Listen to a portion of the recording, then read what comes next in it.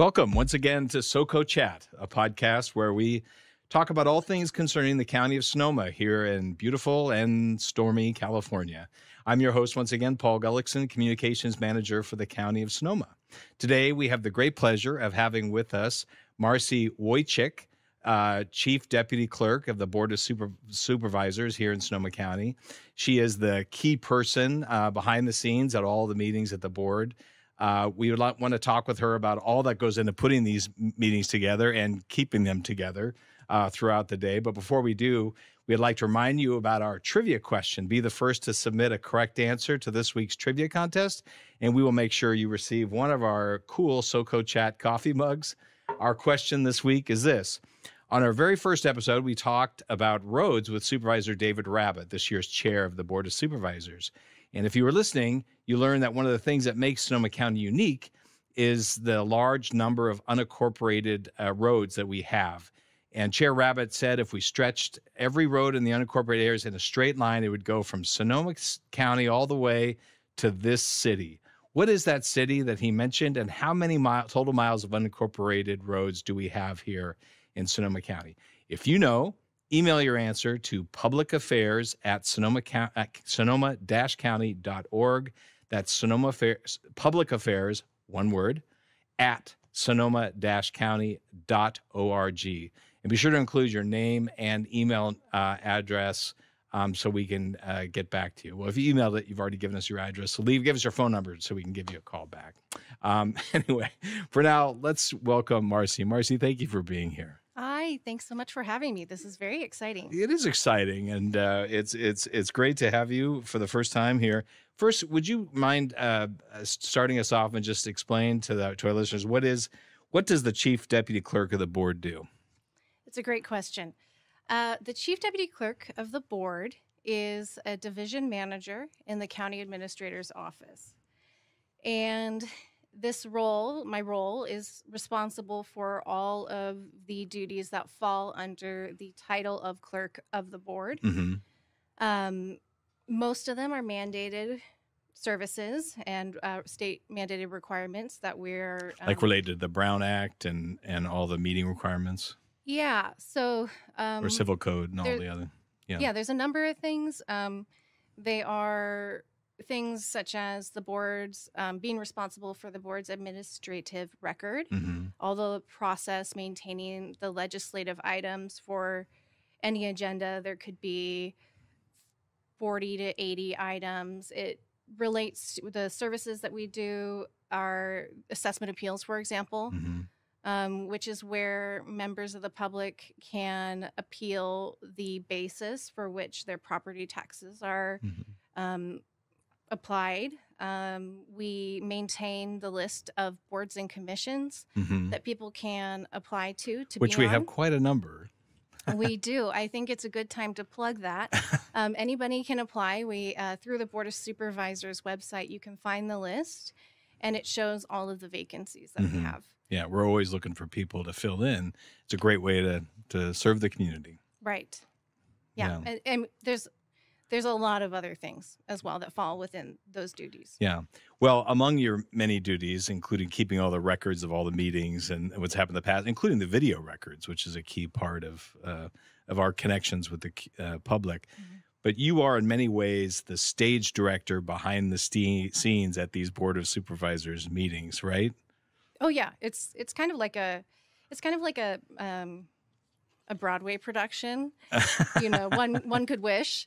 But it is an operation, and people can't see it, but really my team and myself we're operationally like go cue it's a lot of different things to make sure that we can support the board and the public in having this seamless meeting experience to the best of our ability. Making sure the trains run on time. That is, you're amazing at that. Right. Well, we're going to get into more about what your job entails, but would you mind starting us off on how you got started in this position? When did you start in this job?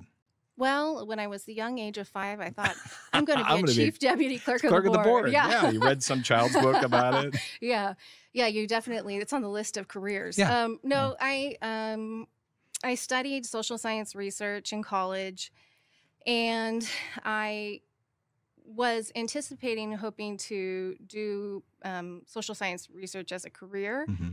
At some point, I was working on a study, and I felt like I didn't have that connection to the public in the way where when you do research, it's one little dot on a great big map that then informs a tiny piece of policy. And so at some point, it was kind of like, for myself, that was a bit too far to have that connection to the public. So then I started looking at jobs in the county and specifically within the county administrator's office.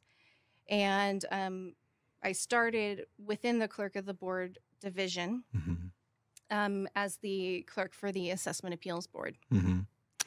And so how long ago was that? How long have you been with the county now? That was in 2017. Okay. Yeah. Right at the time of the fires, right before? Right before. Yeah. That was a crazy time. It was a wild way to start a job. Yeah. Well, it's interesting because at the board meeting yesterday, there was a discussion about, the number of vacancies and just the general decline of desire in the public to want to do public service. And obviously that was a key part of what brought you to do this. You wanted to give back to the community a little bit. Is that? Yeah, absolutely. It is an honor. And it's not easy at times, but it's a wonderful job, and to have the opportunity to support our legislative and democratic processes wonderful. Yeah, and as we talked about all these boards and commissions that are available, that's a great way to give back to the community in a small way. And so once again, another shameless plug for our boards, because we're always looking to fill those. But those are all really important boards and commissions. We'll get into more of that down the road. So tell us about just about the days of board meetings. What goes on behind the scenes? Give us an example of what your day is like as you prepare for a board meeting. Well, we're here early. Long before the meeting has started, we've scheduled with a number of different service providers.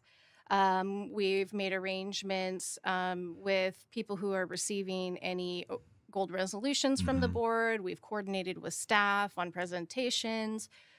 We've coordinated with our Spanish translation team. All sorts of folks have been arranged. And then the morning of, we're starting up equipment that's really meant for major broadcast studios. And, I am proud to say that my team can operate it and they know what's going on. And it's pretty intimidating stuff. Yeah, no, it's become much more technologically challenging in orchestrating these whole things. And of course, your work actually starts weeks before in getting the agenda together. I sit in on agenda review meetings with you, and I know that, we're always trying to figure out, okay, how long will this item take? Should this item be in the morning? Should it be in the afternoon? Does there need to be a time certain attached to these items? I mean, there's a lot of those kinds of things that go on as well, right? Right. We are trying. So any given week, we could be working on, up to 4 agendas, depending on where we are in the cycle for the meeting, whether it's holding the meeting, whether we just got started examining the content. So it's a lot to track at any time. But then the goal is to make sure that we can maximize the use of time for the board and for the public. So we don't want gaps. We want to be able to anticipate themes if we have them, strategize, depending on all those factors. Yeah, and how long the presentations will be from staff, and then also anticipating, well, how many of the public will show up, members of the public will show up to speak on this item. Yeah. And so we do track that. Well, on that front, a significant issue the county has faced over the past year in particular has been Zoom bombing, and we're not alone in this. A number of cities have had, and this is individuals coming on, particularly on Zoom based and offering public comments, but it's often giving a false name and then making racist, anti-Semitic comments during the meeting and disrupting them. And and you are the person, in a sense. You're you're the gatekeeper for when people were online, when they could come on and speak at a public meeting. That must have been really difficult to experience. What was that like for you when that occurred? Yeah, that's a good question. You know, our job as clerk of the board, and my job in that role is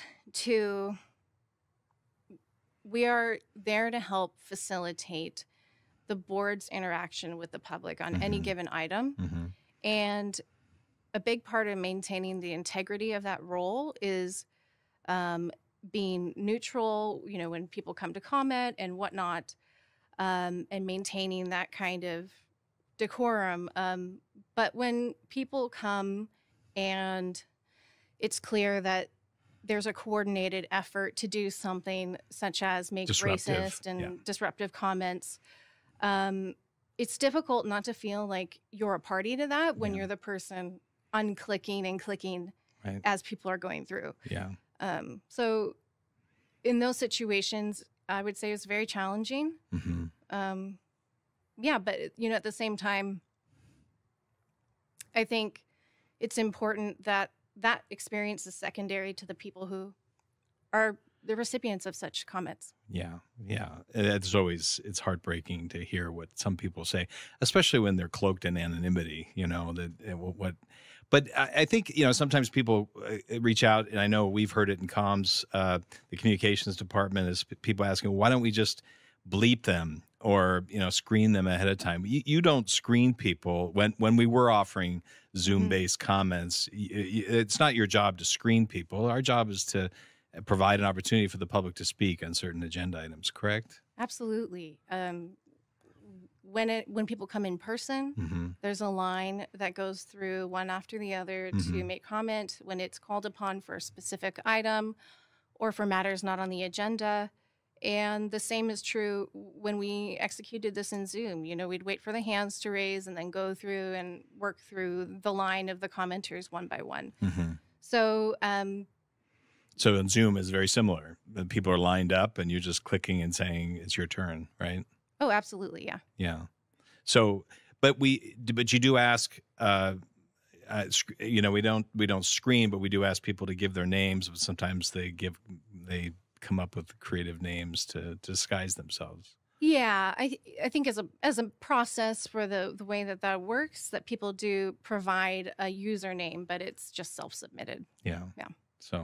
So what is the county decided to do about that? I mean, what is the policy right now? Well, at present, the only live comments that we are accepting are through the in-person in chambers. But honestly, I continue to look for new innovative ways to incorporate comments. I'm sure that there are new opportunities out there, and I really hope that we can kind of find something. Yeah. Well, and I know you're in contacts with your peers in other counties and cities, and many of them are dealing with the same issue right now. But I know cities, at least the major cities in Sonoma County, the larger ones, they've banned Zoom comments as well. Yeah, I think a good majority have, unfortunately. Yeah, and that's going to be the standard for now for the foreseeable future. Is that right? For Sonoma County? Yeah, that is. Yeah, until we come up with a better way of addressing this, because it is a chronic issue. Right, yeah. It is. Yeah. Well, thank you. I know that. So I guess one thing I just wanted to take a step back. Why do you think this is happening? Why do you think we've seen such a rise in these kinds of the Zoom bombing? And what are some of your thoughts on that?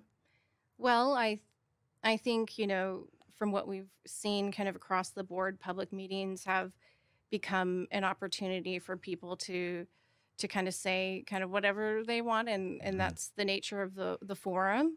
Definitely the anonymity, the access kind of wherever you are, whenever you are to join a meeting. All of those things have certainly contributed. Yeah. And obviously during COVID, Zoom meetings really took off. I mean, that was the only way we were connecting for a while, but also provided people, like you said, an opportunity to be anonymous. And it's people will say some amazing, horrific things when they're when they can not have their name posted. So Right. Yeah, we did witness that. yeah, well, hopefully that'll be a trend that goes away.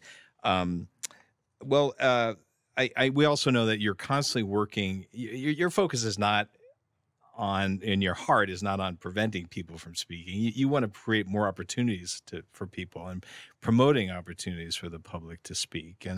And so, and can you talk about what you're doing to make the board meetings more ADA compliant, for example? Yeah, we do a lot of things we have a lot of features and elements available that can help support the access to the meeting. So, for example, we do live person closed captioning through our Granicus stream. So you have two different ways that people can view the meetings live. They can join and watch it on Zoom. We still use Zoom for watching purposes, and also a Spanish translation. And then they can also join on Granicus, where we have captions. Zoom does also provide captions, but they're AI generated, so it's just a little different. Yeah. Other things that we have, the website where we post our agendas have HTML text for the full agenda language when people click meeting details.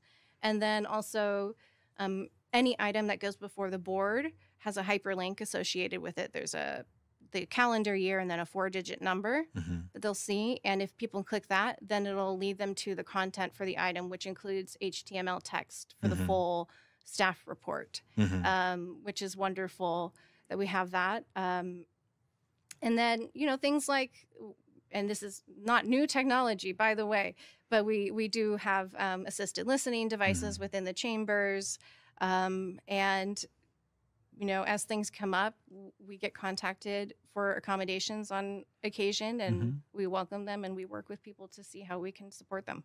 Oh, that's terrific. I'm not sure the public always knows how many opportunities, how much you work in that area, and you do respond when help is requested. Let's also talk about, you mentioned translation services that are available, interpretation in Spanish we provide a lot more services than recently than we have in the past. Tell us about what you're doing in that area.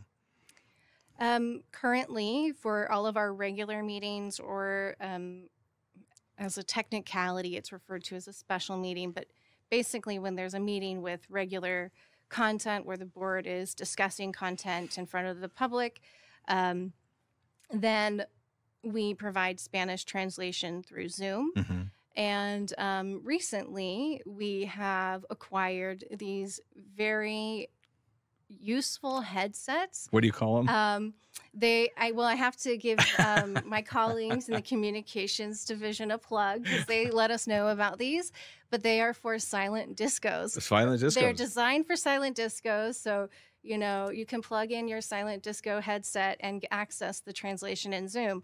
And also what's really cool about that is that you can do different channels. So, looking further into the future, it's possible that we could incorporate different languages other than Spanish, or if people make requests for additional languages, then we could work to see if we can find a service provider to help and add that for that meeting, for example.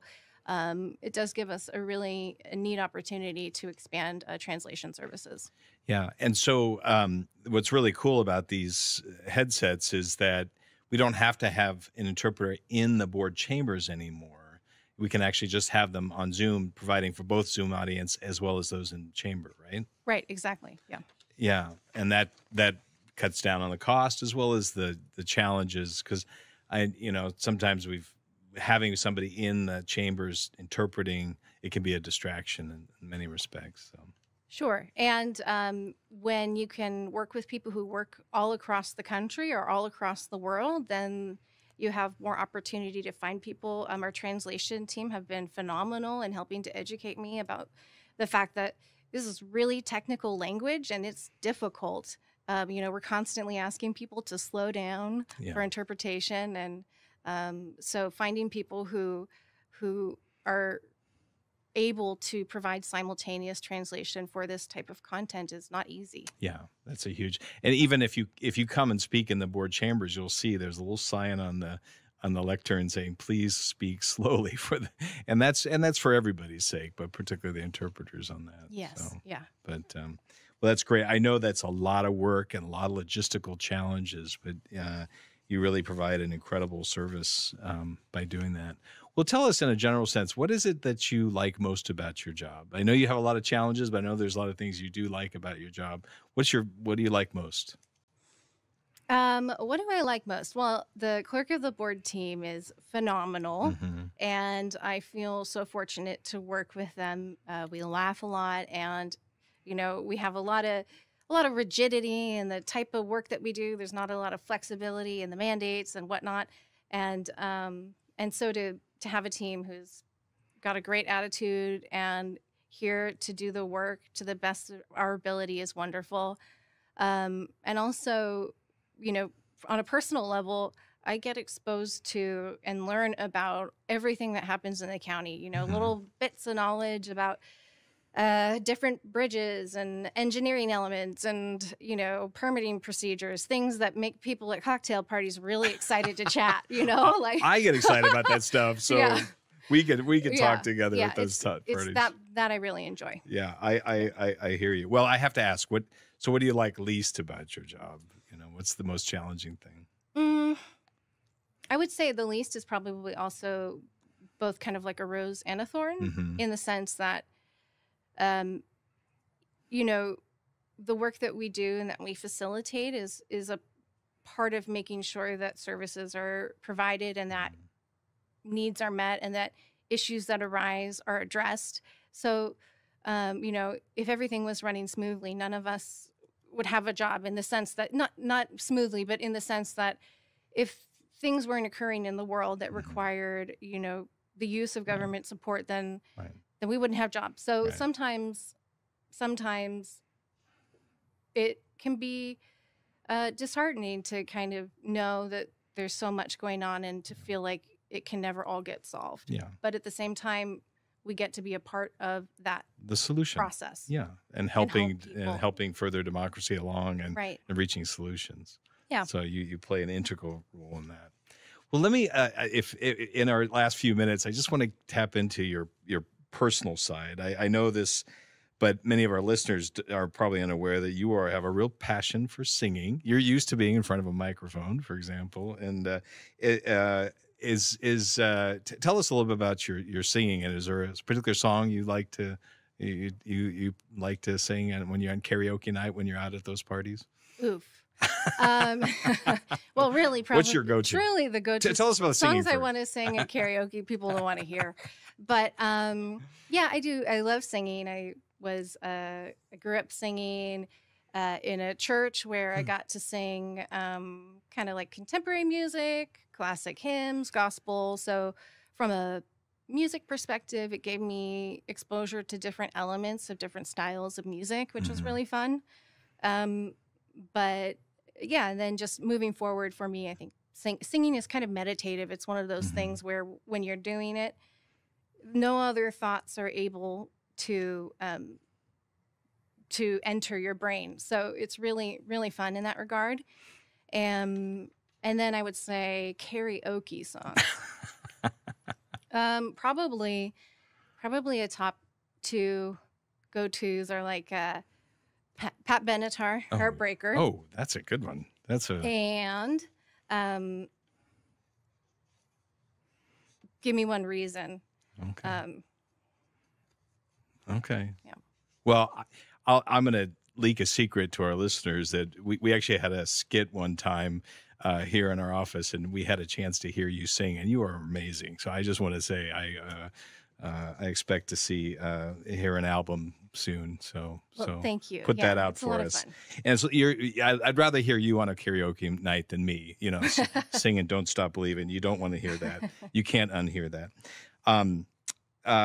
Finally, just on another personal question, if you have a day off, where's your go-to place in Sonoma? I often ask this of our guests, but where do you go that helps you kind of get away, chill out a little bit, and just appreciate where we live?